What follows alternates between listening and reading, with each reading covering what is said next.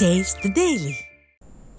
2025ஆம் ஆண்டு பிறந்து ஒரு மாதம் முடிவடைந்த நிலையில் தமிழ்நாட்டில் இதுவரை என்றும் இல்லாத அளவுக்கு 103 பாலியல் வன்கொடுமை வழக்குகள் பதிவாகி இருப்பது பெரும் அதிர்ச்சியை ஏற்படுத்தியுள்ளது.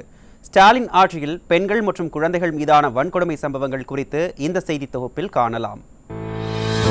மகளிர் விடியல் ஆட்சி என வெற்று விளம்பரம் செய்யும் ஸ்டாலின் ஆட்சியில் கடந்த 37 நாட்களில் மட்டும் 103 பாலியல் வன்கொடுமைகள், கூட்டு பாலியல் வன்கொடுமை என பெண்களுக்கு எதிரான வன்கொடுமைகள் அதிகரித்துள்ளது.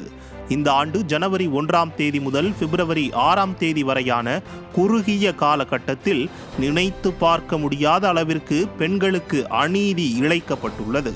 இதில் 72 வழக்குகள் பிஞ்சு குழந்தைகள் மீதான போக்சோ வன்கொடுமை வழக்குகள் என்பது கடும் துயரத்தை அளிக்கிறது. கடந்த ஜனவரி மாதம் மட்டும் 78 பாலியல் வழக்குகள் பதிவாகியுள்ளது. இதில் 55 போக்சோ வழக்குகள், கூட்டு பாலியல், மூதாட்டிகளுக்கு பாலியல் வன்கொடுமை, பாலியல் சீண்டல் என 23 வழக்குகள் பதிவாகியுள்ளது. பிப்ரவரி 1 முதல் 6 வரை 24 பாலியல் வன்கொடுமை வழக்குகள் பதிவாகியுள்ளது. இதில் 17 போக்சோ வழக்குகள், கடந்த 2 நாட்களில் மட்டும் 13 போக்சோ வழக்குகள் பதிவாகியுள்ளது. கிருஷ்ணகிரி மாவட்டத்தில் ஒரு மாணவியை கழிவறையில் கட்டி போட்டு பாலியல் வன்கொடுமை செய்த செய்தி கிருஷ்ணகிரி மாவட்டத்தையே நிலை குலைய செய்துள்ளது. ஏற்கனவே பள்ளியில் நடைபெற்ற முகாமில் மாணவிகளுக்கு பாலியல் வன்கொடுமை செய்த சம்பவத்தின் பதற்றம் தணிவதற்குள் இந்த சம்பவம் மேலும் பதற்றத்தை ஏற்படுத்தியுள்ளது. சிவகங்கை மாவட்டத்தில் 7 காமுகன்கள் சேர்ந்து 8 பள்ளி மாணவிகளை வன்கொடுமை செய்தனர்.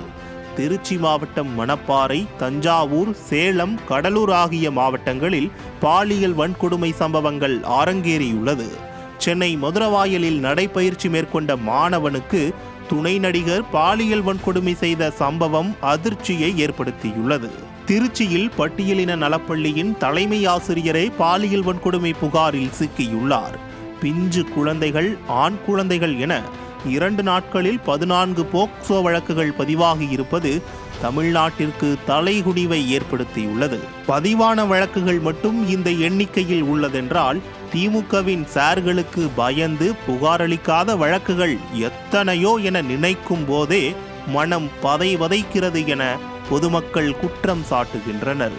பாலியல் வன்கொடுமைக்கு ஆளானவர்களின் விவரங்களை FIR மற்றும் பத்திரிகை செய்தி மூலம் வெளியிட்டு புகார் அளிப்பவர்களையே இந்த எதேச்சதிகார அரசு அச்சுறுத்துவது மக்களை கவலையடைய செய்துள்ளது.